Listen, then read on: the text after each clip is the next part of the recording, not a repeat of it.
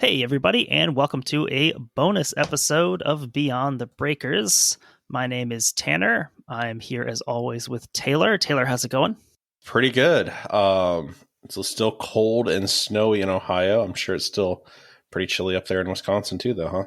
It is. I see a little bit of melting happening outside, though. Nice.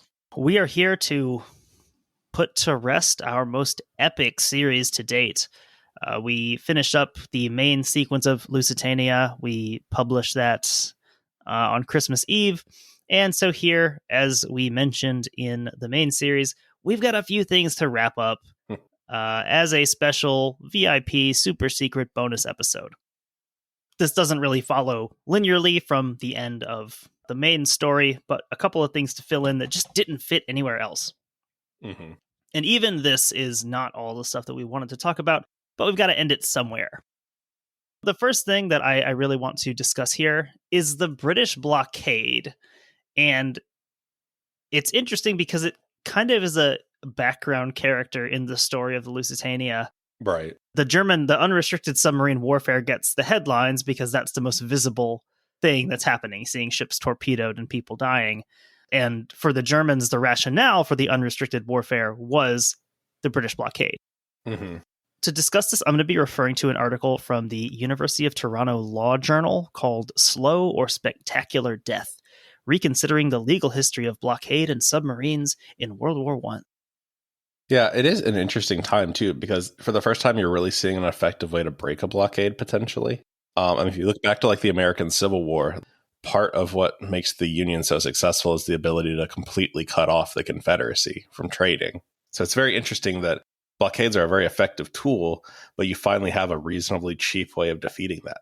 We finally see this. It's one of those times in history where you see quote unquote legal warfare come head to head with new technologies that have not been considered yet. You're seeing some of that now with drone warfare and stuff in the modern battlefield. But when the technology is ahead of the law or doctrine in war, you get some interesting and often bad things happening. The whole story of World War I is, technology outpacing doctrine.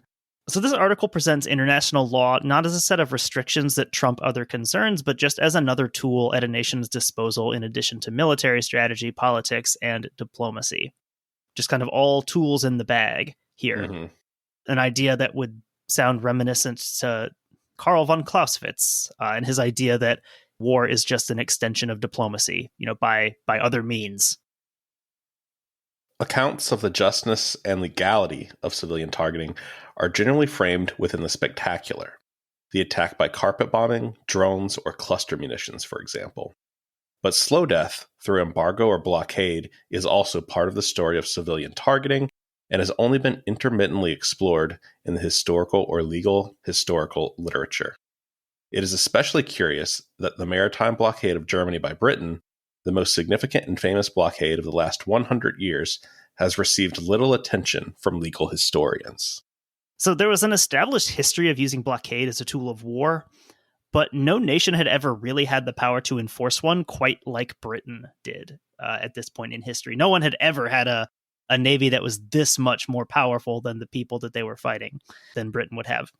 And so they were kind of in a unique position of actually being able to do this through the 19th into the early 20th century.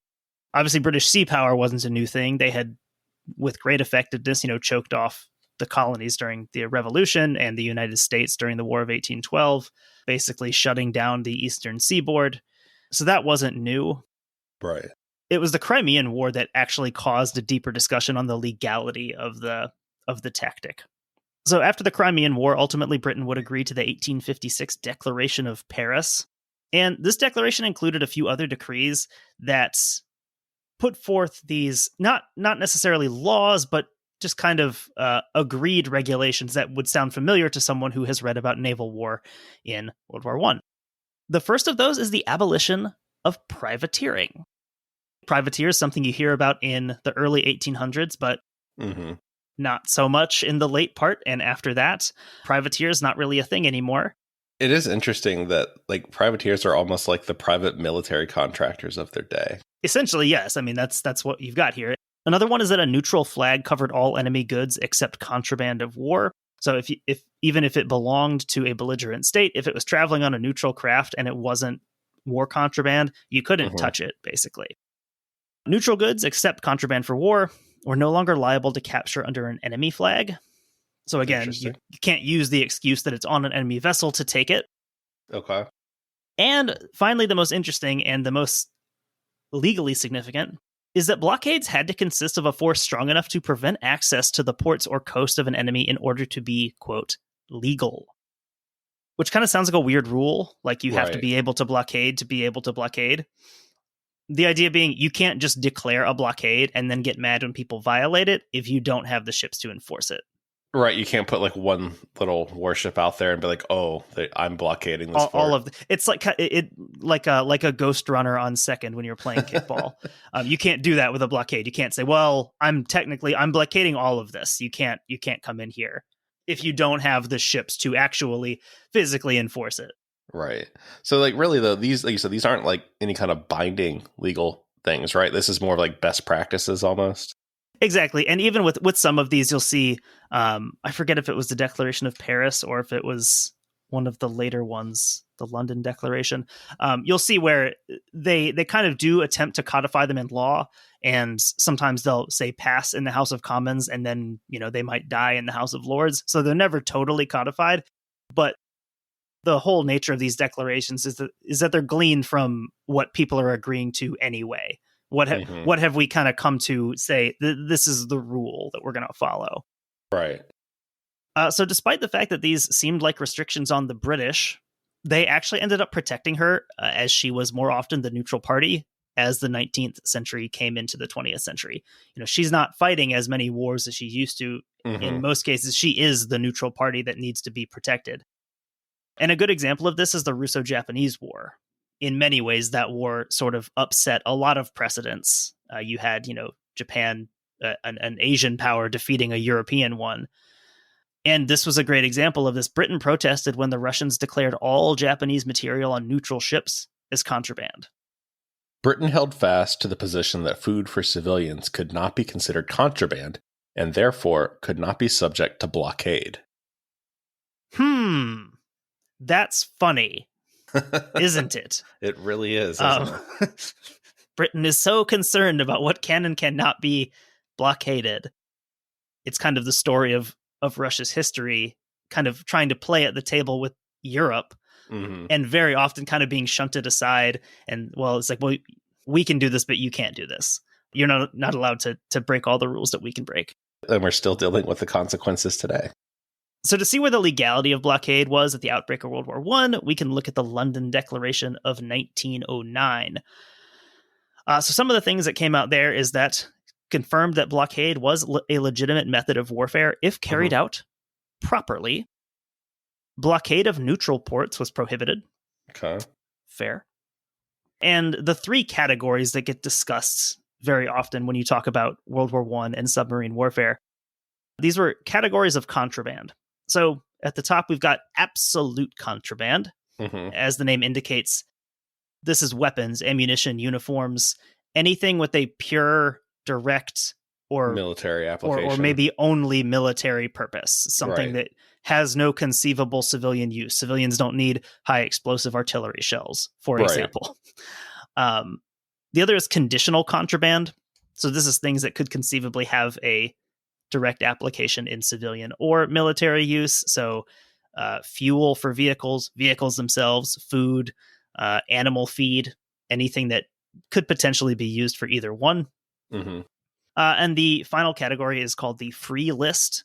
This is a lot of raw materials that would need to be processed to be used. So raw cotton is an example. Manure is another one.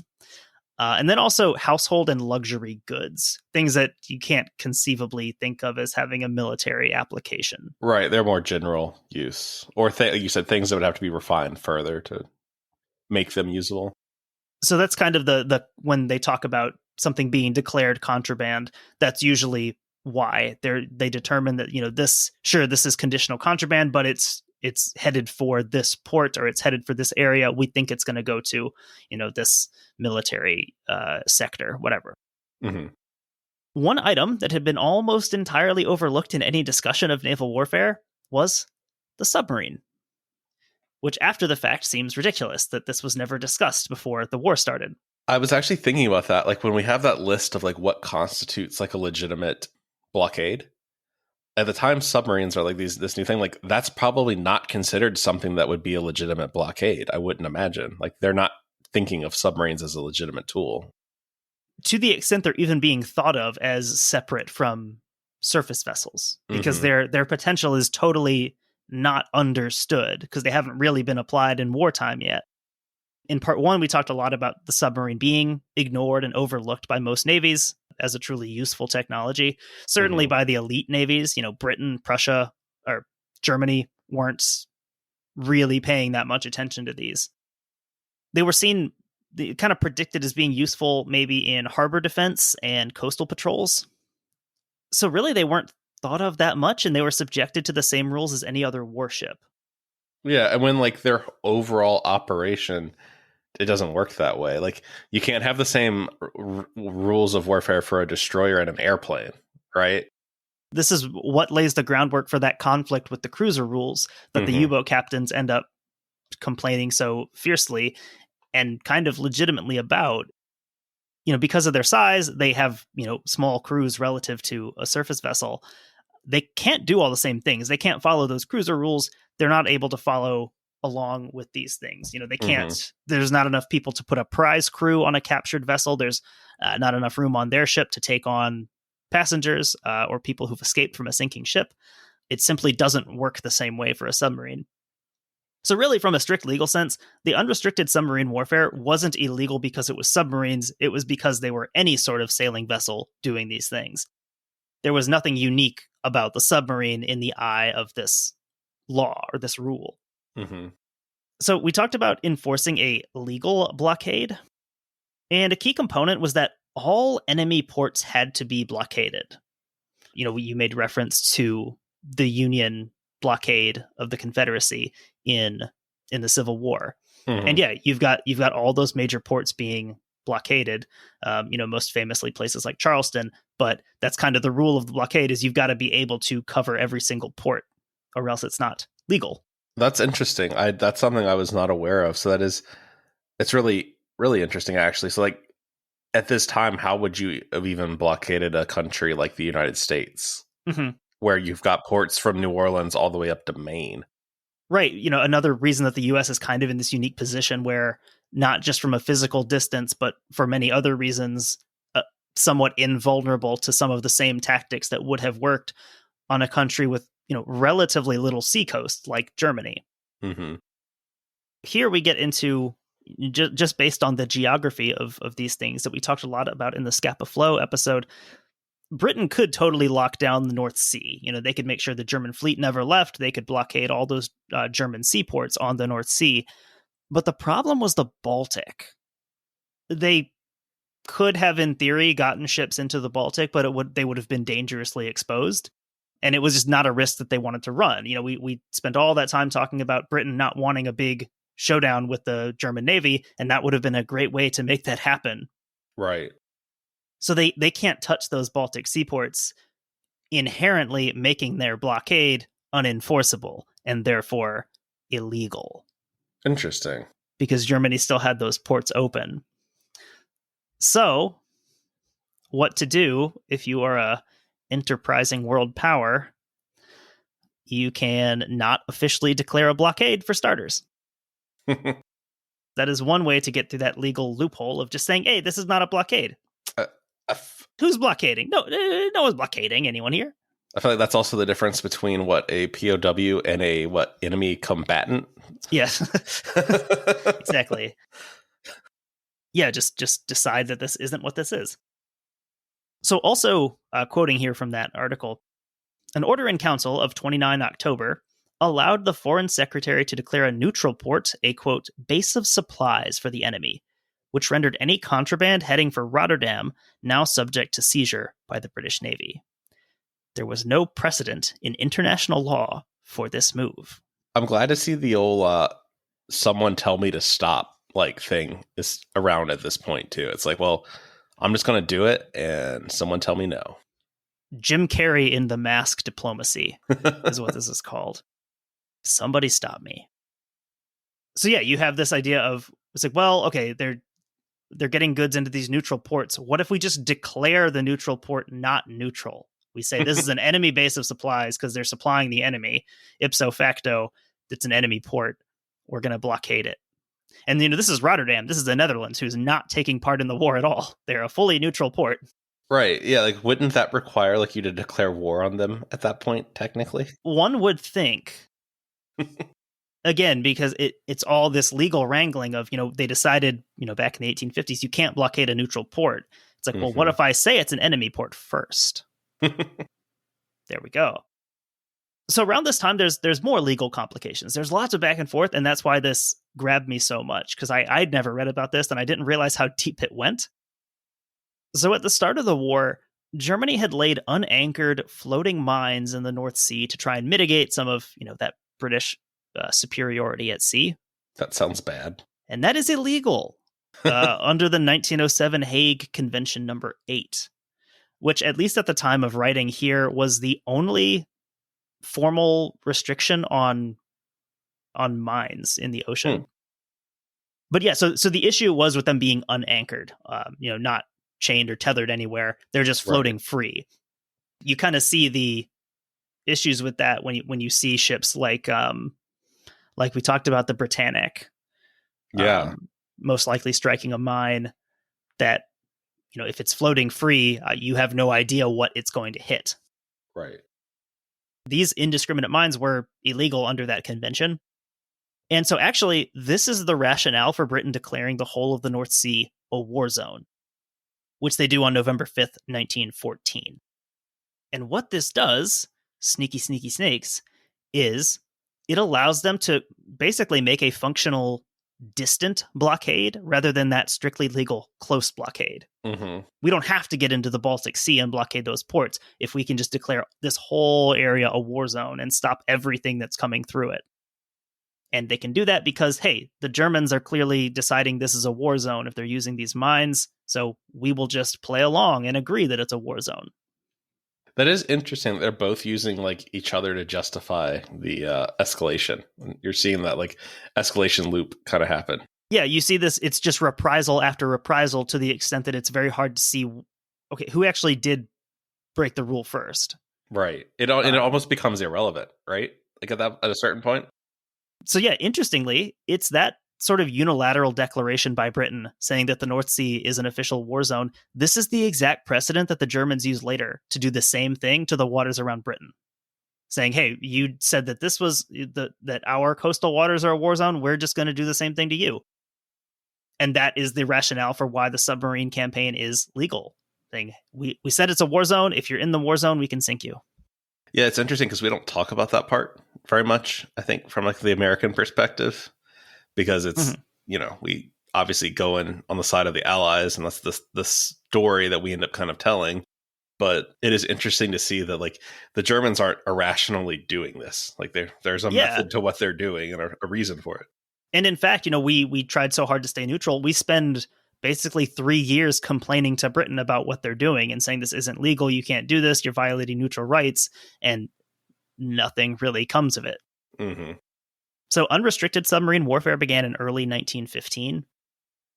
Quoting here, like the British, the Germans' greatest fear in following necessity into illegal acts against neutrals was American retaliation. In light of the ineffective American protest in December to the British blockade, the Germans were not irrational in their belief that the Americans would allow them to break the law as well. So after the outcry over the Lusitania that we've spent 4 episodes talking about, plus, of course, other vessels, on August 28th, German Chancellor Bethmann Hollweg, he informed the Navy to resume observation of cruiser rules, saying basically, fun's over, you've got to go back to playing by the rules. And, I mean, essentially, the High Seas Fleet basically takes their ball and goes home. Right. They've realized that this is an effective tool. It's obviously shaking the Allies, and now you're telling us we can't do it anymore. So basically, what is a submarine good for if we can't use it? To kind of inflict the maximum amount of damage to the enemy, right? Exactly. So all these submarine captains are recalled to their home ports, and they don't really get up to much because, like we said, this is the best thing they're good for. That ends the first bit of unrestricted submarine warfare. So Germany continues to file protests against the actions of the British blockade, some of which are patently illegal and really only gotten around by some clever legal wrangling. Sometimes not even that, sometimes just straight up ignoring the rules. So with no change or weakening of Britain's blockade, there's the ultimate resumption of unrestricted submarine warfare in 1917. And we know that would bring the U.S. into the war. And yeah, really the strategy behind that was, hey, if we can do this again and we can knock Britain out before the Americans get here, it'll be worth it. Obviously, that doesn't end up happening. U.S. enters the war with some help from the Zimmerman telegram, which we talked about was connected to the submarine warfare, saying this is a safety blanket in case we do this and the U.S. comes in the war. Mexico, help a buddy out. Right. I think that probably shows you how desperate Germany is at that point, too. That's not something that they're sending in 1914 to Mexico, I don't think, to be like, hey, you want to attack the U.S.? Because I mean, you'd have to know at that point when you bring in the United States, like it's not a beatable number of people that are coming. You know what I mean? Like this, the amount of material and men that they're able to bring to bear, you've lost at that point. So in part, I think it was in part 4, we talked about U.S. Secretary of State William Jennings Bryan and his legal concerns over Britain's blockade. He was the one who wanted to send a protest to Britain rather than Germany after the Lusitania was sunk. On May 9th, 1915, so this is 2 days after the Lusitania, he wrote to Wilson saying, Germany has a right to prevent contraband going to the Allies, and a ship carrying contraband should not rely on passengers to protect her from attack. It would be like putting women and children in front of an army. That's like the ultimate in like, you're right, but is this the time to say it? Is this really the time, William? And like he makes that comparison, and you see that comparison sometimes to justify Germany's actions. You know, it's like putting children on the battlefield. I think under some examination, it's not a perfect parallel because here we have a submarine going to basically a civilian area of the belligerent country and sinking a passenger vessel. That's more akin to an army marching through a city and killing people. I continue to be like, I keep thinking about the comparisons between the submarine stuff and the drone stuff and how often did we hear stories of, well, we got a top Al-Qaeda operative, but he was at a wedding, so a bunch of women and children got killed. And it's sort of the same thing in a way, if you think about it, that, you know, you don't have to fire that missile and you know what I mean? Or you don't have to fire that torpedo into the ocean liner. Like, yeah, is it technically a military target? I guess if you want to conceive of it that way, but you don't have to do it. No, you shouldn't be secretly transporting stuff or not secretly transporting stuff on a passenger vessel. That's, you know, basically using them as a human shield if you're assuming this ship won't be sunk for that reason. I sort of think of it as like, you'll see it a lot in like stupid like retail videos, like where someone's like freaking out over something. It's like always like, is it worth it? As like a retail employee, sometimes would you bend the rules for someone if like you just wanted them to go away, even if they were wrong? You know what I mean? It's like, it's just not worth it to do this. And I sort of feel that way with sinking this, like an ocean liner, right? Like, could you technically be correct? Yes. But like, is it worth being correct like that? Probably not. And as you pointed out, like U-boat captains had different personalities. Probably some of them would have decided not to sink the Lusitania, saying this is a passenger vessel. I don't want this on my conscience. And, you know, some of them, as we saw with Walter Schwieger, would say, this is a legitimate target. I'm going to sink it. And there was probably some, too, that probably would have been, hey, I don't like it, but I'm going to do it because I don't want someone to question me. You know, there's all sorts of different shades and places you can take that. So that idea that we just talked about from Brian, this was also echoed by some legal experts in Britain, although maybe somewhat wisely, they would wait to talk about this until after the war ended. It's not always what you say, but also when you say it. Quoting here from a piece called Discussion on the Abolition of Submarines. The torpedoing of unarmed ships in the war was wrong, but no seaman would consider the torpedoing of armed ships to be unfair. For an armed ship is a fighting ship. If she's not a fighting ship, why is she armed? Right. The guns are not carried merely for the purpose of ornament. But we armed the majority of our merchant ships in the war, and it's impossible for the Germans to distinguish from an unarmed merchant ship. In the case of our Q ships, the armament was purposely concealed and the disguise was perfect. That's such an interesting concept of, well, you're going to sink my merchant ship, so I have to arm them. And then the Germans are, well, we have to sink all of your ships because we don't know which ones are armed. It's kind of a very cynical piece of writing there, because it's like, well, yeah, of course we disguised our ships to look like passenger ships. Right. What are we, stupid? Right. Yeah.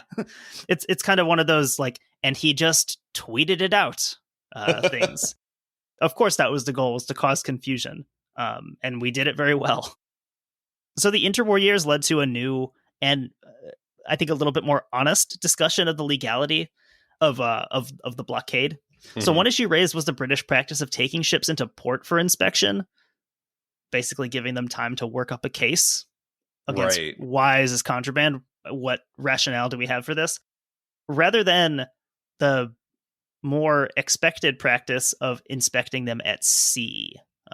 Boarding a ship, taking a look and saying yes or no, this is fine. Yeah, that's also like a huge time commitment if you're being inspected. I mean, I don't think the British would want their goods delayed for days potentially because of a German inspection or even an American inspection for that matter. Depending on what's on it, that this could be very time sensitive stuff. You're talking about, transporting food material. Who knows? A delay might cause a huge issue with that. Mm-hmm. So Britain responded that steam technology made the old inspection rules obsolete, since they could continue sailing in weather that would not allow for stopping and searching them. By saying, hey, but this makes it harder, so I should be able to break the rules. That sounds like the police trying to do detective work on the internet. Very much so. I mean, you see a lot of parallels with Britain justifying their blockade and the police justifying basically anything they do. Edward Trimble criticized the fast and loose rules by saying, if a war occurred today, a belligerent could, with Allied precedent, justify almost any conceivable practice. That man can see the future.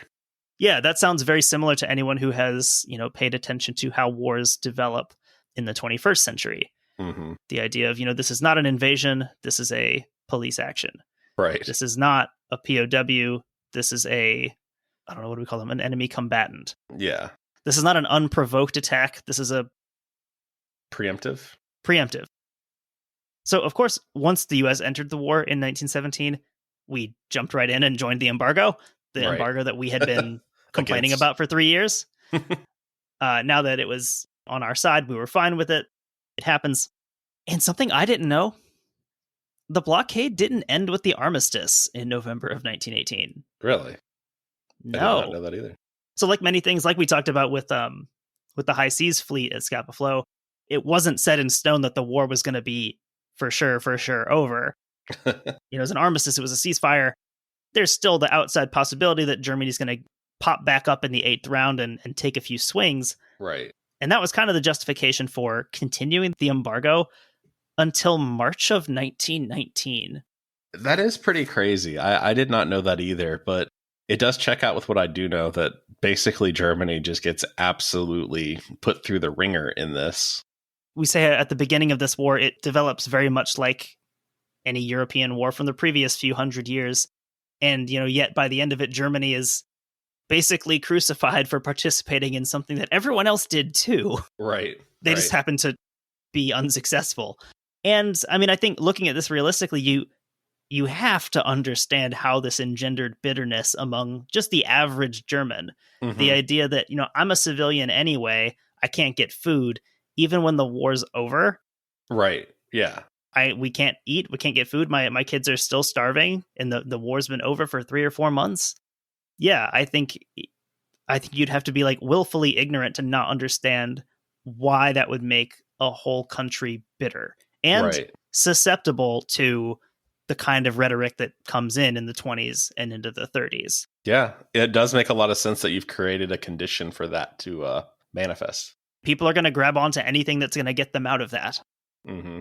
So that's kind of a discussion of the blockade I thought was interesting.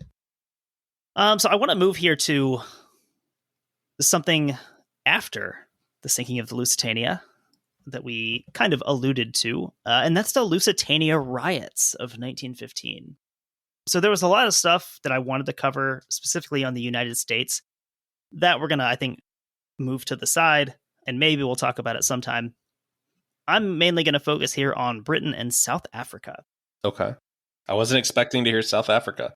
Where you really did have relatively large scale rioting happen in the aftermath of Lusitania. So we'll begin this part of the story in Britain itself. I think my note's supposed to say Gullace here, but I called her Nicoletta, which is like what I tell my students, you don't ever do that. Call a writer by their first name. Yeah.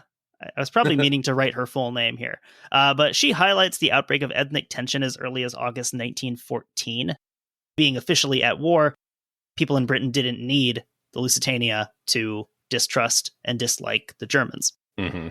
The Lusitania did, however, motivate more violent outbursts than just this kind of simmering distrust that had been there before. Mm-hmm.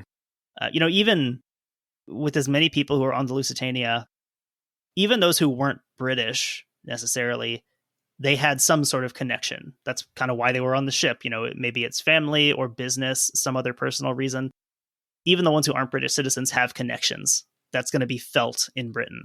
Yeah, I feel like you see that in a lot of the stories of the passengers, that a lot of them are British, but like you said, a lot of them have business dealings, and something like a Charles Laureate, you know what I mean? Like, was he actually British? Or was he American? No, he was American, but he obviously he took a lot of trips back and forth. Right. And so like very culturally British, even though he's American, The cross-cultural nature of his job, taking these British books and bringing them back to the United States. And also things like the community of dock workers and sailors and people who worked with and on these ships. That's a significant chunk of a city like Liverpool. If one of these ships goes down, that's going to affect whole neighborhoods, the whole sector of, the dockyards and things like that. Not to mention, especially in the United States, I know, and I'm assuming in Britain as well, at the time, there's a lot of German immigrants, and they're like a lot of the new people on the block. So they're taking the worst jobs, they're driving down wages, things like that. They're not popular amongst the working class of somewhere like the United States or Britain either, for that reason. As we'll see later in South Africa, these riots, these don't sort of just develop as this sort of like mindless mob, but it's pretty focused, sometimes shockingly well articulated hate from, middle and upper class speakers and writers who were doing these things. It's kind of triggered by this thing, but this isn't just a knee-jerk reaction.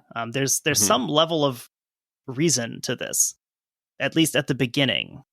So on hearing of the sinking of the Lusitania, the writer D.H. Lawrence wrote, I would like to kill 1 million Germans. 2 million. And I think that's so interesting coming from D.H. Lawrence, the guy who wrote Sons and Lovers and Lady Chatterley's Lover. And he's respected as like one of the finest English language writers. His books have a lot of depth, that he's not like some pulp writer having this raw emotion of, I want to kill 1 million Germans, 2 million Germans. Yeah, I looked up his picture. He gives me like kind English professor vibes.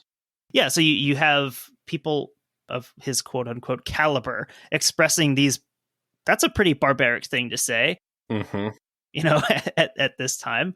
And it kind of shows how, I don't know, maybe how the war is changing people a little bit. I think the only comparison that maybe people, especially around our age, have is obviously 9/11, right? Mm-hmm. I know, like, if I go back and watch something from 2002 or 2003, there's some stuff in there sometimes I'm like, wait, what? Like, this was just normal? Like, it's something that would look so out of place today, but you're getting it from people you'd have never expected it from, It's weird seeing like Barry Manilow being like, yeah, bomb Iraq. You know what I mean? Yeah, exactly. People that I had no idea this person was so violent. Yeah, I didn't know you had that take in you there, Barry. I have no idea if Barry Manilow ever actually said that. So I doubt it, but I don't know. I'm scared. There's a lot of weird stuff happening to at the look time. it up. Yeah, right. So another commentator here was Oliver P. Bernard, who was a scenic artist who was in Queenstown at the time of the sinking. A terrible picture. A picture of haunting horror at a temporary mortuary in Queenstown. A number of babies, I could say about 30, were laid out stiff and stark. I hope these tiny mites will be fully avenged. He's a little bit less explicit about what he means by that, but you kind of get the same sense of he would probably agree with D.H. Lawrence here. Yeah, I feel like he took the other route. Instead of saying, I just want to kill all the Germans, it's like, look at this horrible thing they did. I think we all know what we should do about this. Mm-hmm.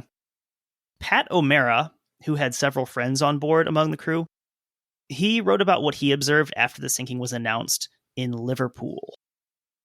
It took about 2 days for the names of the drowned among the crew to be published. They were terrible. We walked around Scotland Road listening to the cries of women whose husbands and sons had gone down with the Lucy, and we heard the bitter threats made against Germany and anything with a German name. Americans who were alive in the aftermath of September 11th would recognize, in that case, not even against a specific group of people. I mean, obviously, a lot of anti-Islamic rhetoric, but just in general, that sort of reestablishing of American quote unquote patriotism. Like that's when we started doing the national anthem before football games.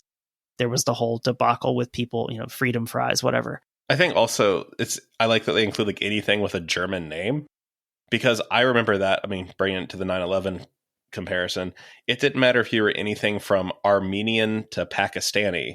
Like, it didn't matter if you were slightly different. You were getting looks. We lived in Chicago at the time. So, there was all sorts of different, cultures and ethnicities there. And it was really interesting to see people who weren't Muslim, weren't Arab. They, weren't even from the Middle East. And they were still targeted because they looked slightly different. We weren't even sure who to be angry at. It's such a frustrating onion of racism because, like, okay, even if you had the right, even if this person was the right religion or from the right country that you're trying to be angry at, that's still not right. They didn't do it. Right. So I'm picturing some poor Swiss man getting yelled at for having a German name at this point. Yeah, I mean, it's things like that. That especially we'll see some examples later. The author of that article we're quoting, Gullace, she writes, O'Mara and his neighbors did begin to weld their ethnically diverse neighbors into an imagined community of a different sort. One that elided the butcher down the street, with the U-boat captain who sank the Lusitania, and ultimately the Kaiser himself, with the malign personification of a Prussian spirit for which local shopkeepers would now bear responsibility. So O'Mara described the beginning of the riots as follows. On the corner of Scotland Road, ominous gangs were gathering. Men and women, very drunk and very angry. Suddenly something crashed up the road. A pork butcher's had their front windows kicked in with a brick, and a crowd of men and women were wrecking the place. Everything suggestive of Germany was being smashed to pieces. So Gullace describes the riots having a generally xenophobic nature to them, just as much as an anti-German one. Naturalized citizens were attacked, ethnic English who were married to Germans, people with, quote, suspicious-sounding names. This all feels so familiar. So these latter often ended up hailing from exotic places like Yorkshire and Scotland. So Russians, Belgians, other ethnicities who were present but maybe couldn't be differentiated from Germans, or maybe they could, but they weren't recognized as allies in this case. Mm-hmm.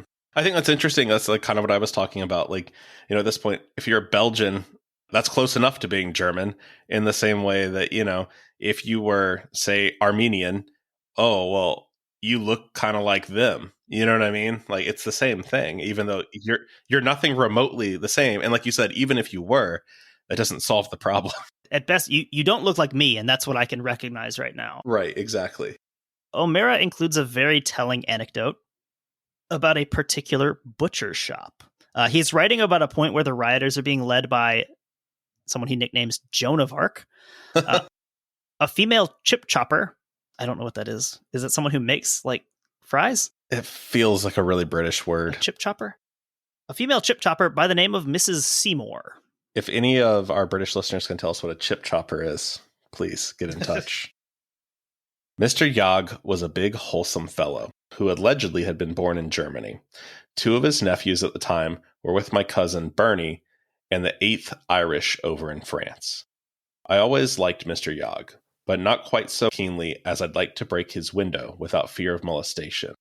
As we converged on the big shop, Mr. Yog, arms akimbo, came out, pipe in his mouth with his usual broad smile. This vanished instantly as someone kicked him in the belly and a volley of bricks sent into the huge window. "You'll sink the bleedin' Lucy, will ya?" yelled our Joan, waving a shillelagh over his prostrate form. So you have this sudden sort of restructuring of society. So you have groups like the Irish, who obviously they have their qualms, they have some disagreements with the British throughout history, but they share more culture than they do with some of these other groups. Mm-hmm. Groups like the Irish, who previously they'd been on the receiving end of this negative opinion from the British, they suddenly found themselves in the majority. They're suddenly part of the dominant group after so often not being in that group. Suddenly they are, because there's someone else who's going to have it worse. Yeah, I mean, you're seeing that anytime you can put a group below you, that means you're not the bottom group, right? I think that explains so much in the poor Southern white voting patterns in American history, right? I think on a more individual level, it also explains things like, if you go to a high school or a middle school, some of the meanest, cruelest people you'll meet are people who get bullied themselves. Right. Because as soon as they find someone who is, at a lower rung, or someone that they feel that they can be on top of, they will transfer that venom straight to the next person down the ladder. Absolutely. Yeah. I mean, I think that's such a natural human thing, right? Like you see it in your workplace, right? The first time someone gets a little bit of power, mm-hmm. and they're going to take out every issue they've ever had on their poor, subordinates. Here, we're just seeing that same thing in mass. Suddenly, hey, we're not the ones being oppressed. We're not the ones being talked down to. We have someone else that we can do that to. Mm-hmm. So quoting here again, "For the Irish slum dwellers, the sinking of the Lusitania allowed them to refashion, momentarily, an Irish identity that had always been cast in opposition to England. Their German neighbors, on the other hand, lost their ability to define themselves as anything but German." So on May 11th, Viscount Sandhurst wrote in his diary about the anti-German riots sweeping the country. "The rioting in East London continued with great violence today. Any German shops being wrecked, and in some cases, any with a foreign name. Porters and carriers at Smithfield have joined the boycott. One supposed to have declared he wouldn't move a German meal." I'm going to have to start that over. Also, that's supposed to say carcass instead of caress. Where's that at? He says, "I wouldn't move a German meal if a carcass were hung round with diamonds." Oh. Some of the phrasing in these older things is so hard. It's carcass. How do you spell? There it is. Carcass. "Porters and carriers at Smithfield have joined the boycott. One supposed to have declared he wouldn't move a German meal if a carcass were hung around with diamonds. German butchers, bakers, and tobacconists' shops demolished and looted. Troops and 30,000 special constables called out, and a great deal of scuffling and many heads broken by batons. I am sure that those 30,000 special constables were just upright, fine, perfectly adjusted citizens, right?" This is the best day of their career. Some of them got that call, absolutely, yes. Mm-hmm. So cooler heads, probably no less angry about the sinking, sought to direct the anger in the right direction, or at very least away from innocent civilians. Mm-hmm. So English feminist and socialist Sylvia Pankhurst wrote, "It's a ghastly, cruel happening, an unjust catastrophe brought down upon the innocent and helpless. But shall we revenge ourselves on other helpless people who are living in our midst, and who are no more to blame either for the sinking of Lusitania or for the war than we ourselves? This is no patriotism." So there were subsequent legal crackdowns, but not against the rioters. Of course. Against the German community instead. So Germans, even naturalized citizens of Britain, were banned from the London Stock Exchange. Measures were taken to prevent Germans from changing or anglicizing their surnames. Yeah, even if you are choosing not to identify as German, you're not allowed to do that. We want to make sure that we still know who you are. Yeah, that is interesting. And I know you see it later with Japanese internment and stuff in America during World War II. Some of the most patriotic citizens are the ones that get treated the worst. People that truly believe in whatever culture they're trying to assimilate to. Especially because, a good portion of those people immigrating are probably immigrating because they don't like the direction their country's going in. They don't like the rampant increasing militarism that they're seeing in Germany. They don't want to get drafted into a war if one breaks out like they think it's going to. That's exactly why they've left. Right. And now you're basically ideologically pushing them back there because they have nowhere else to go. Mm-hmm. In the cases where that happened. So there was widespread internment of ethnically German males from 17 to 55, with the expulsion and repatriation of older Germans. That is not something I've ever heard about before. I don't know, I don't know the extent to which that was done. I don't know if that was like a very widespread, very thorough internment. It could just be something I've not heard of before. I don't know if it was quite to the extent that the United States did to Japanese Americans. It's a lot different if you're just like on constant probation and have to check in versus like literally being in a camp. You live here now. Yeah, you live here now. Which is functionally a concentration camp. Mm-hmm. We don't call them that to make ourselves feel better. We call them internment camps, but that's what those were. It was a way to keep people concentrated. Right. Speaking of concentration camps. Oh, no. Let's talk about the British in South Africa. The original concentration camps. It's actually only a concentration camp if it comes from South Africa. So in South Africa here is interesting from a demographic perspective. We're going to focus on the white South African population. Obviously, any discussion about South Africa, you go into it with the underlying knowledge that there's a massive majority of the population that's not included in this conversation. Mm-hmm. The native South Africans. Here, we're looking at the white South African population divided roughly between the British and the Afrikaners. So even though we kind of think of the Afrikaners as being Dutch, just Dutch in South Africa, and that's largely true, German immigrants are estimated to have made up about a third of those who would later identify as Afrikaners. Interesting.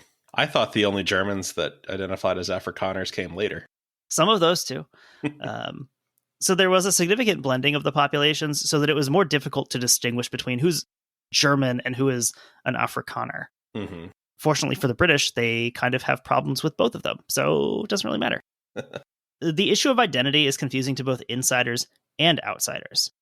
In some cases, Germans in South Africa may have treasured their regional origins more than their national roots, as in the case of a man dutifully reporting to a London police station.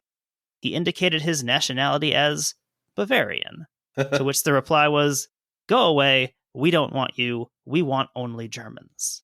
I didn't even think about that as we're talking about it, but like even the concept of Germany is still pretty fresh. It's a recent thing. I mean, if even, say a middle-aged person at this point, you very well may not think of yourself as German. That might not be an identity that sticks with you. You might think of yourself as I'm Prussian, I'm Bavarian. Well, and I feel like when we hear German, especially German military, how often is that kind of code for Prussian, actually? Oh, yeah. I mean, almost entirely in late 1800s, they've kind of become one and the same. And I think that it could be where you get someone who is from Bavaria, and they're like, well, obviously we don't mean you. Yeah, I mean, even through the First World War, Bavaria had a technically separate, like, royalty. Mm-hmm. You had, like, the Crown Prince of Bavaria. He was a commander in the Western Front. They kind of historically always had that extra independence from whatever polity they were part of. So yeah, you could see someone Bavarian identifying as Bavarian rather than German. You think all of the German people traveling were doing like what Americans do? We don't want to say we're Americans. We're like, we're from Canada. They're like, we're from Austria. We're Austrian. Yeah. We are not German. Probably. So Afrikaners were also divided on political grounds. So we have to go all the way back to the Boer War here. Bet you guys didn't think you were going to hear about the Boer War in Lusitania, did you? So at the end of the Boer War, this is the second Boer War. The first Boer War basically just establishes that there's probably going to be a second Boer War. And it also wasn't very long. Usually when people talk about the Boer War, they're talking about the second one.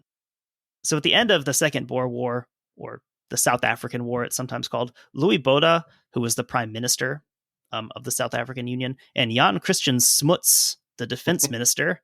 Those names both sound Afrikaner. It's because they are. Both considered major heroes of the Afrikaner resistance during the war. Once the war's over and the shooting stops, they collaborated pretty closely with the British and secured power for themselves. I mean, it's very odd. This is a matter of about 12 years between these things, and you've got Afrikaner rebels. They had basically been at that point. Now they're running the country, and they're hand in glove with Britain. Interesting. And you can kind of see how that might rub some Afrikaners the wrong way, saying we spent years fighting these guys. They put us in freaking concentration camps, man. Like, right. And Also, the Boer War is also one of those tough wars where truly not a good side in the Boer War. Yeah, there is. It is one of those. It's like the worst people you know are all fighting. This is truly two groups of white people fighting over who is allowed to extract resources from this indigenous population. Right. Absolutely not a good side in the Boer War. The idea that these guys that they had followed into battle, they had agreed to this ceasefire, and then they had basically just joined the oppressors in the eyes of some of these Afrikaners. Not wanting to support Britain, they were kind of reluctant to be taken in by all this anti-German propaganda that Britain was pushing out. Lord Kitchener, whose name most Afrikaners associated with the farm burnings and concentration camps of the South African War, were repulsed by the unheroic slaughter in the trenches, which were seen as another German invention. Lord Kitchener, who's all over the early part of World War I for the British, he's in their propaganda stuff, he's in the Britain's Your Country Needs You poster, he's famous commander for British people. They're probably associating him both with the Boer War, but also in the Sudan. He's kind of the guy who makes that not so much of a mess for Britain. But to the Afrikaners, they associate him with horrendous war crimes. And they're not going to follow this guy or trust this guy when he tells them that someone is their enemy. A great example of this is the Maritz Rebellion. It's sometimes just called the Afrikaner Rebellion. That had been put down earlier in 1915. Lieutenant Colonel Mani Maritz of South Africa's Union Defense Force had been ordered to invade German Southwest Africa, a theater of the war that doesn't always get a lot of attention. But yeah, World War I was, in fact, a world war. It spilled over all over the place, and it was happening in Southwest Africa. So on being ordered to invade German territory, Maritz refused to obey the order. He refused attempts at being replaced as commander, and ultimately just straight up allied himself with the Germans. I love the idea of just like refusing to not be commander anymore. Be like, nah, I'm good. I'll stay here. And you kind of have to think that there's a little bit of panic for the British right now, because like these guys that we just got done fighting like just a little over a decade ago decided to trust these guys. We gave them weapons. Now there's 10,000 of them in not just rebellion, but joining our enemies on the other side of the border. So that rebellion would be put down. A great example of a figure from the Afrikaner community who would influence others to join this rebellion is a guy named Christian de Wet. Why do they all have such messed up names? You ever heard of Christian de Wet? I don't think so. So he had fought in both Boer Wars and with special distinction in the second. He had led a guerrilla campaign that made him sort of into a boogeyman for the British. A guy they couldn't pin down. They'd have him surrounded and he would escape. He was outnumbered 10-1, and they could never quite get him. His name kind of became a byword for resisting the British Empire. He's like the Francis Marion of this. Probably not a terrible comparison. They're probably equally racist, I'm guessing. They probably are. De Wet, he was a prominent Afrikaner who joined the Maritz Rebellion and served in a leadership role. Again, he's a name that people knew. If he was going along with this, a lot of Afrikaners were going to go along with this. That gave it a lot of legitimacy. He'd be captured in November 1914. He's an older guy, probably not quite as sneaky anymore. He was sentenced to 6 years imprisonment, but released after just one, with a written promise that he would stay retired. Do you know the song Monto by the Dubliners? I think I've heard it before. I've heard a lot of their stuff. It starts well, if you've got a wingo, take her up to Ringo. Yeah, I've heard that. It's one that's sung by Luke Kelly. Christian de Wet is actually mentioned in that song. Oh, really? By name. There's a line, "You've seen the Dublin Fusiliers, the dirty old bamboozliers. De Wet will kill the childers 1, 2, 3." Or chiselers in some of the lines. So that's a direct reference to this guy, Christian de Wet, that a lot of people would recognize by name. Next line is, "Marching from the linen hall, there's one for every cannonball. Vicky's going to send them all o'er the sea." Kind of laughing at the fact that, good luck, guys. You get to go fight Christian de Wet. Haha. So yeah, obviously you have sort of Irish reveling in the fact that Britain can't deal with this guy. Just a fun little fact there.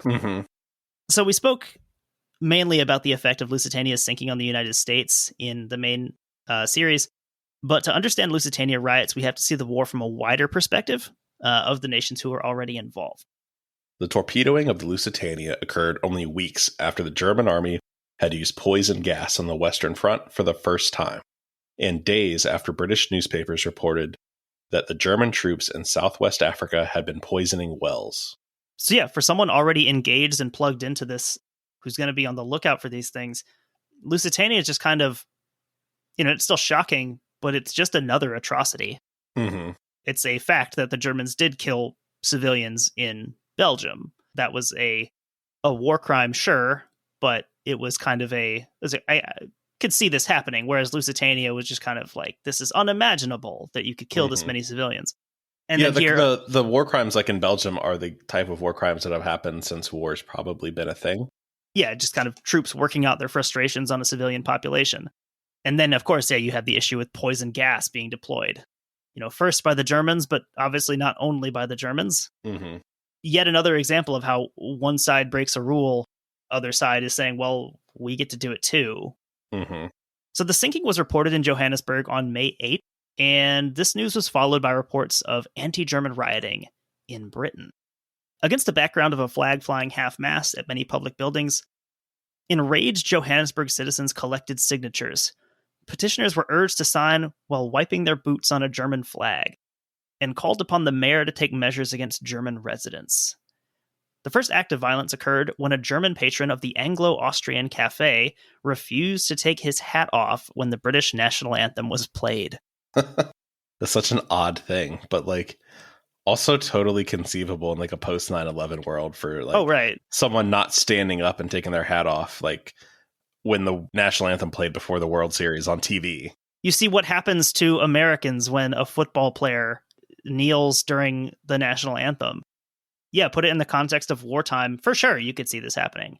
Yeah, it's funny how silly it sounds until you think, you're like, well, no, actually, this makes sense. I see how this happens. Can't overstate this. This is one guy not standing for the national anthem. One dude in this cafe.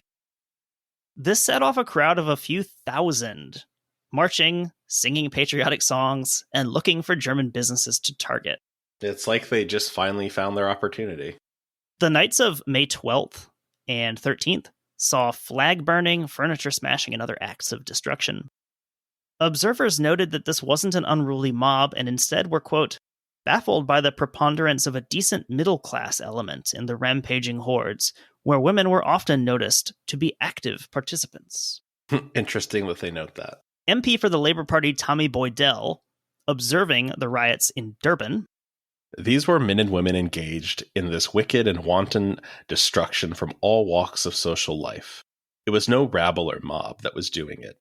Although in every separate crowd there was a rough element, but they were in a very small minority. It was a most reasonable crowd, committing the most unreasonable acts. And in all of these, there's always that little undercurrent of classism. Mm-hmm. They're rioting, but they're not even poor. What? What? But they own the local jet ski dealership. Right, exactly. So often we see this, how the ones who are causing all the problems aren't this, poor, unheard mass. This is someone who's probably decently well off. The local small business tyrant, basically. Also, being surprised that there's so many women doing this also. Mm-hmm. Like so many things we talk about with the First World War, kind of obviously not the end of a class system in Britain or anywhere else, mm-hmm. but certainly a blurring of some of those lines where some of that privilege of class is gone. Mm-hmm. Your graduating from Eton doesn't stop you from getting cut in half by a machine gun. Yeah, there's a certain leveling of the playing field, isn't there? And here we kind of see the same thing in a civilian context of it doesn't matter if you are well off or not, you're still running through the streets rioting and smashing windows. Mm-hmm. So the enthusiasm of the police to step in was questioned. Again, being in the United States, we have totally seen instances where the police selectively choose to stand back and let something happen. If the Proud Boys or someone are rioting and smashing storefronts, the cops maybe don't want to go in because they don't want to shoot one of their coworkers. You see it sometimes. And this is an example here. Quoting again, high-ranking police officers admitted that they succeeded in motivating their understaffed force to protect Germans only after long arguments when it was pointed out to them that not only German subjects, but also British subjects were concerned, and that we had a big native population who might chip in. Some things never change, right? It's a beautiful thing when one racism cancels out the other or supplants the other. And yeah, you kind of see that those changing levels of solidarity. We talked about the Irish and British showing solidarity with each other when normally they hate each other. Mm-hmm. And then here, once you introduce that native element, since we're in South Africa, well, suddenly it's, okay, we white people have to stick together. Because if we don't, the natives are going to get agitated and take advantage of it. So the bulk of the damage done to property fell, kind of unsurprisingly, I think, on British and Allied property to the tune of 381,083 pounds. Compare that with 152,308 worth of damage belonging to German residents. Yeah, it's interesting that so often in any kind of a riot or mob action, the thing that sparks it's never really the thing people are even doing. Like, it's just that act of destruction that's so important. What's being destroyed really isn't all that important, like, to the rioters themselves. And what's interesting here, I was kind of surprised by this the whole time, and I can't actually think of an example that I saw, is that there's basically no targeting of individuals. It's all property crime? It's property damage that's going on Interesting. here. Windows being smashed and machines being broken. We saw that one where the German butcher comes out and he's waving and then they kick him in the stomach. Mm-hmm. But again, like, they didn't kill him. They didn't, beat him on the ground. It was just he was in the way of them trying to smash his store. That is interesting because you read the accounts of like the pogroms and stuff in Russia, again, targeting Jewish people, and like they don't play out like that. Like, they're very and it's different. like, it doesn't really make it that much better. It's still a terrifying experience for everyone involved there, but it does give a kind of a unique flavor to this, where it does seem to be, venting this on property. And then as you read these accounts, I'll share the article, because there's a lot more blow by blow in there. It is very much an instance where the crowd will get to a shop, smash the windows, smash what they can, and just go to the next one. There's no sort of like lingering destruction. Yeah, it's interesting too that, like, also like you said, when they start bringing up like the native population, it's like, all right guys, you had your fun, we let you smash up some storefronts, like, let's get serious now. Like, let's keep our eye on what the overall goal is here. So like any mob action, there's complications in identifying who they're supposed to be even targeting, who are they really even mad at, and where are they. The owner of the elite bioscope in Johannesburg could not prevent the destruction of her property by pointing out to the crowd that she was French and her husband British. So we'll see another possible mistaken identity in the next segment, where we look at one South African city in particular. And this is Pietermaritzburg. I refuse to believe that's a real place. In a lot of it, I think they just call it Maritzburg. So this is going to happen on the 13th and 14th of May. So those previously, those I think we said started on the 10th. And also there, we saw one of the key factors in setting it off was news of riots in Britain arriving in South Africa, saying, hey, they're doing it there. We should be doing this here. Learning from their older brothers. Pietermaritzburg was a medium-sized city of about 15,000 people in 1915, located in the province of Natal. Natal was, quote, the most English of South Africa's provinces, in that the majority of the European population was of British birth or descent. I feel like that's some coded language. And I think by that he means identifying as British. Rather than saying I'm South African, I'm British. For this one, my main source was from Paul Thompson, writing in War and Society, is the name of this journal. So by the end of 1915, about 1,000 men from the area would serve in either British or South African Union forces. So if you put that in perspective of the overall population of the city at 15,000, 1,000 men serving, that's a enormous percentage of the population. Yeah, that really is. So there had been reports of German atrocities committed in Belgium and France, but the sinking of Lusitania tipped public opinion past just, displeasure, distrust, and into just open, sometimes blind rage. The newspaper The Natal Witness called out Pietermaritzburg's mayor, Percy Taylor, for not gathering to express public indignation quickly enough, as had been done in Durban and Johannesburg. Everyone's kind of competing to be the most anti-German. That is, like, you still see that today, right? Like, it's interesting to see that play out like at a slower speed, like when there's no social media. But it's like, man, it's been a couple days. Like, where's your statement? Oh yeah, for sure. Any event that happens, why are you being silent about this? And it's like, I don't know. I didn't know that much about it. I didn't want to say anything. A lot of stuff going on. There was a nationwide railwaymen's petition that asked the government to expel all employees of German extraction. This was signed in Pietermaritzburg on May 12th. Following morning, Maritzburg papers carried news of the riots that had occurred in other cities in South Africa and in Britain. Again, as news of this spreads, the concept spreads. Thompson notes that neither the Times nor the Witness spoke out against or condemned the riots. Both newspapers reported local groups of Germans meeting to toast the sinking of the Lusitania, further agitating patriotic citizens. So you have these stories of at such and such German pub, at such and such cafe, there was a group of 10 guys, and they were drinking to the health of the Kaiser, and they were laughing and celebrating about the sinking of the Lusitania. That very much has like the same energy as like they were partying in every mosque on, the evening of 9/11. Quite honestly, the exact same type of story where you hear the story, and then it's for some reason people can't verify which mosque it was or how many people were there or any of the names of the people who were supposed to be doing this. But it definitely happened. Everyone heard it from someone. Right. So the riots in Pietermaritzburg started on the evening of Thursday, May 13th, as about 30 men gathered on Church Street.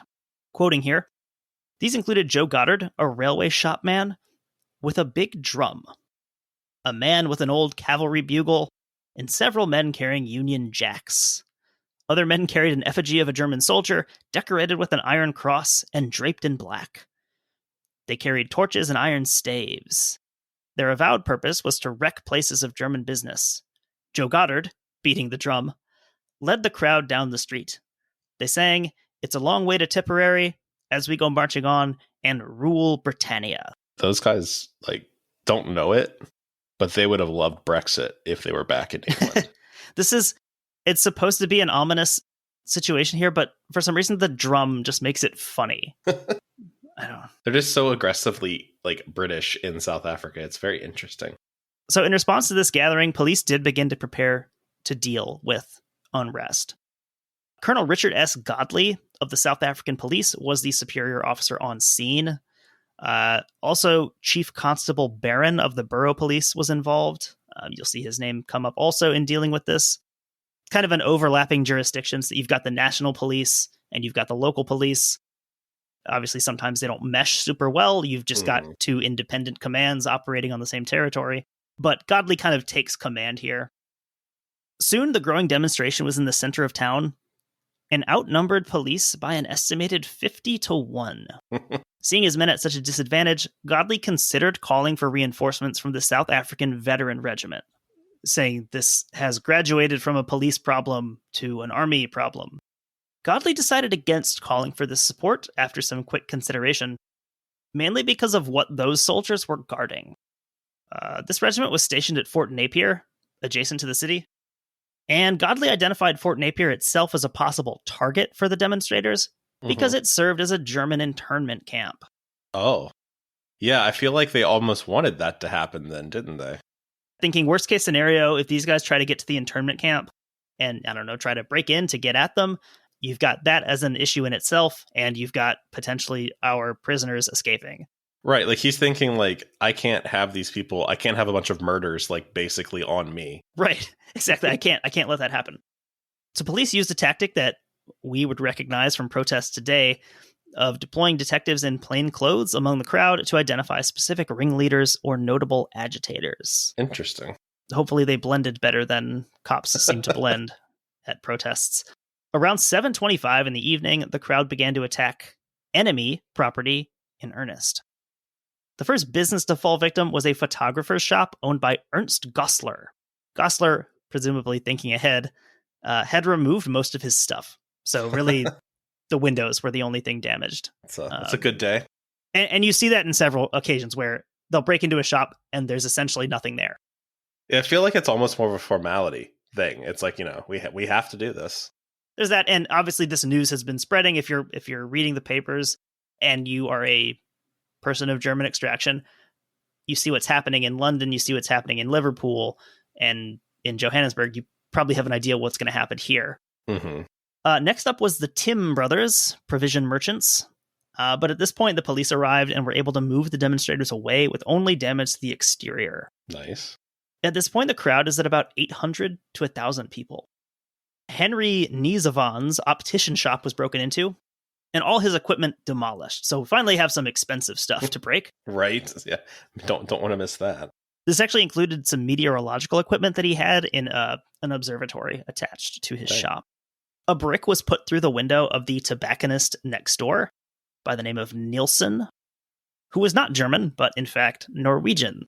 Just have like a big Norwegian flag up. Like, no, I'm that. Also, this shop wasn't entered, so this is one where could have legitimately just been a misthrown brick. Smashing the window. Could have been someone was going to go at it and someone pointed out, hey, this guy's Norwegian, he's not even German, leave him alone. It's interesting too, like, going back to that butcher story, like all of these people, they all know each other. Like they've had no animosity necessarily towards their neighbors and stuff until this happens, and then it doesn't matter. Like, it doesn't matter if you are one of the quote unquote good ones at this point. Yeah, great example. That quote that you read from O'Mara talking about that butcher saying, "Oh yeah, like I knew this guy. He's got a nephew or whatever. He's serving with my cousin over in France right now. Yeah, I kicked him in the stomach." And I mean, maybe some of that did come from the fact that the rioters in their head are only targeting property. And I don't want to kill the guy. I just want to break his window. Right. Across the street, the shop of Schwacka and Company was targeted. It never had a chance, did it? This was a jeweler and a watchmaker. So plenty of now we're getting to the expensive stuff. Yeah, this is the good stuff for the rioters. Protesters entered and smashed the contents of the store before being stopped by the police. Now with the crowd up to about 1,200, it split into a few different sections and moved in different directions.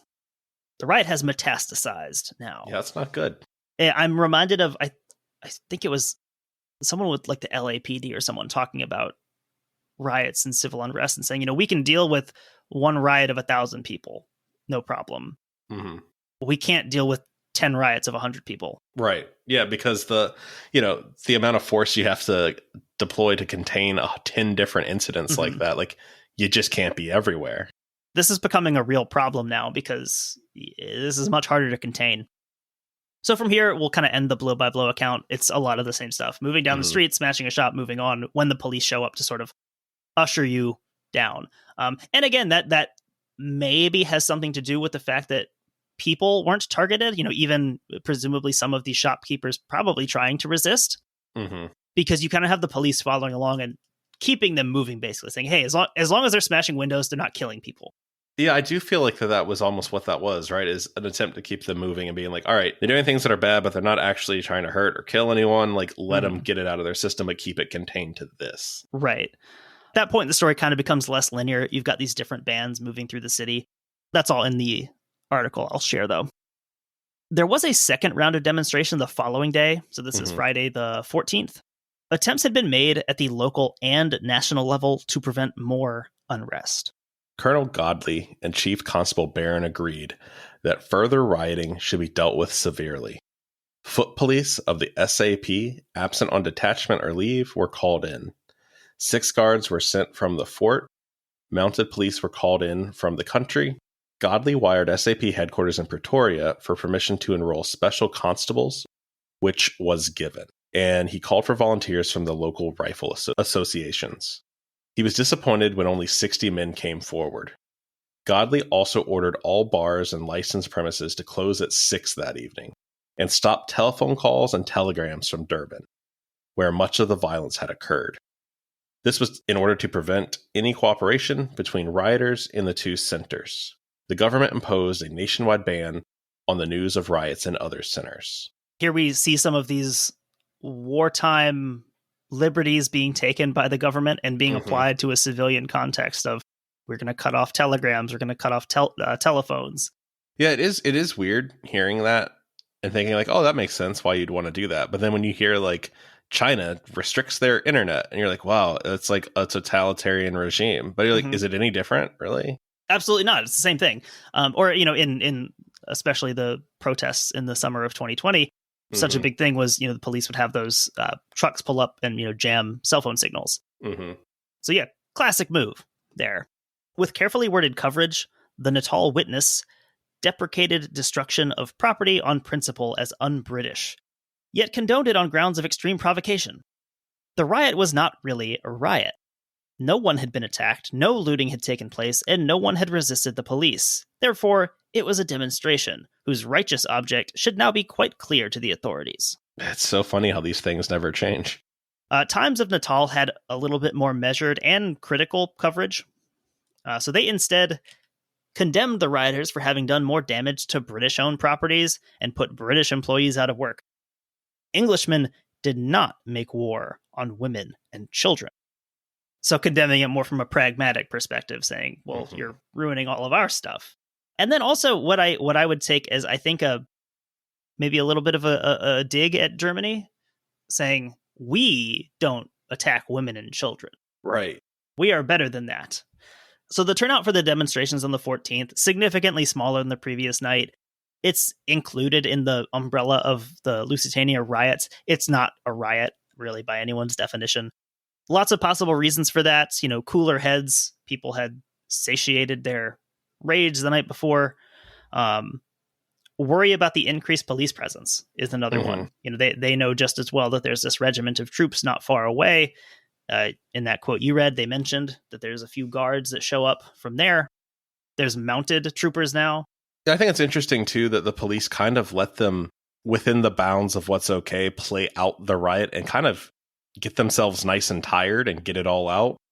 And then they have enough force to bring Barry back. If you guys want to keep doing it, you can, but we're fresh and you're not. So yeah, you could very well see, if the police try to take more active steps that first night, that's going to engender more rage against them. And then who knows, that next night is probably more violent.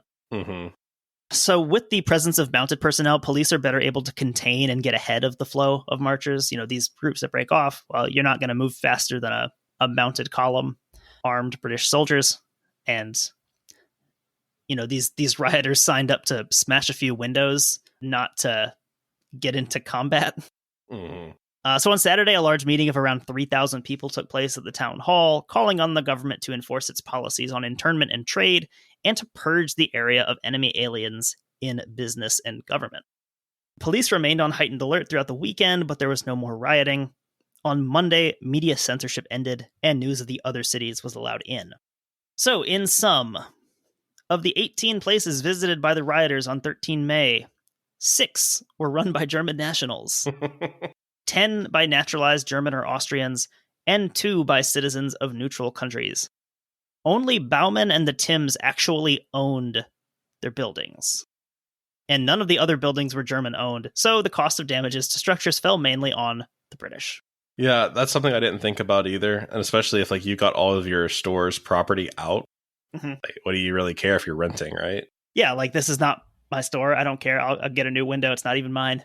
Although I don't know if I want to be a German ethnic person going to court against my landlord at this time. So right. I don't know. Maybe they still found a way to make them pay. So that's kind of the big narrative I wanted to cover here. There's just a few more loose ends that I kind of just fell between the cracks that I wanted to make sure we got to discuss quick. So these are kind of unrelated miscellanea. One of them was William Jennings Bryan. I texted you right after we finished that episode. We talked about him, and we forgot somehow to make any reference to the Scopes trial. I know. You sent that, and then I thought the same thing. I was like, I am kind of surprised. William Jennings Bryan, probably, I don't know, would you say he's most famous for the Scopes trial? Probably in popular culture, right? To the extent that he is a known person in I feel like if there is a Jeopardy question about him, that would probably definitely be involving the Scopes trial. Clarence Darrow famously was the defense for John Scopes in that trial. Kind of made a habit of defending the difficult to defend. He defended him. Didn't he defend Leopold and Loeb? I believe he did, yeah. He did something with the Eastland also. But anyway, William Jennings Bryan argued for the prosecution. And he died less than a week after that. I didn't know that. I did not know that either. Yeah. He did not live long to revel in his victory. Another thing that came up interesting was the identity of who sank the Lusitania. We've talked about Walter Schwieger in the aftermath in the years and decades since that. Everyone knows Walter Schwieger sank the Lusitania. That wasn't 100% agreed on. We didn't have all the same information then that we have now. For some time after the sinking, some headlines, when I was looking at old newspaper headlines for this, some of them identify Max Valentiner as sinking the Lusitania instead. And interesting that they identify him by name because he was a name that Americans, some of them would have recognized as one of these evil submarine captains. Max Valentiner actually ended the war as the third most successful U-boat commander in terms of tonnage, just typically how they're measuring these things. Number of ships is less important than how much you're sinking. There were 144 ships that he could be blamed for, but Lusitania was not one of them. Walter Schwieger, obviously famous as the man who sank the biggest prize of the war, he ranked only 7th on the overall list. Part of this is explained by the fact that he had like a full year less than a lot of these guys. This is true. Because he's killed in September 1917. I was fascinated by this. The list stopped at 37. I don't know why. I assume there's more than that, but maybe they're just not recorded. This is on uboat.net, by the way. People with suspicious interest in U-boats, I would say. I do love the website as a reference tool. It's very useful. Much like when I play Panzer General, I just try not to think too much about all like the lore and the people that are a little too into it. Love the website. Never want to talk to the person who runs it. The guy who ranked 37th, Ralph Veninger, that's the lowest the list goes. He sank 98 ships. That's You're crazy. 37th place and you sank 98 ships. Like Mr. Irrelevant here on the list. The bench crew is almost sinking triple-digit ships in the war, which is it just highlights just the enormous number of ships that are being sunk. When commanders that aren't even noteworthy are sinking, almost 100 ships. So we talked about some of the short fiction. I mentioned the Arthur Conan Doyle story, Danger. There's also one by Joseph Conrad called The Tale. Danger was written before the war, looking at how the submarine could potentially alter warfare. And Arthur Conan Doyle was not too far off in terms of how devastating a weapon this could be. Predicted that pretty well. The Tale by Conrad is from 1917, and it focuses more on what warfare has become. So it's not a story with a lot of action. It's about a British vessel boarding a neutral vessel. And it focuses more on war's uncertainty, the distrust, and kind of just the morally dubious actions that are, seem to be required in warfare now compared to how things used to be. So it's an interesting story. I can link to that also. And that, I think, is all we're going to say about Lusitania. There's lots of stuff little bits we can revisit that will apply to other episodes. Also, lots of stuff about U-boats. Lots of stuff will probably be back in World War I and World War II at some point. But I think that's going to be a wrap on everything. Yeah, we are an hour and 40 minutes in, and this is the stuff we had to cut from the main episodes. Yeah. It's crazy that at one point we were going to make this a 3-part series. I know. It could have been 6 or 7. Insane. But thanks for listening to the extra stuff. We definitely appreciate everyone who signed up for the Patreon. That's why you're hearing this right now. Yeah, tell your friends. It's good stuff. But we always appreciate the support. And we hope you guys have enjoyed this season as we kind of transition to the next season and everything. We'll hopefully be at it and even better than we've been in the past.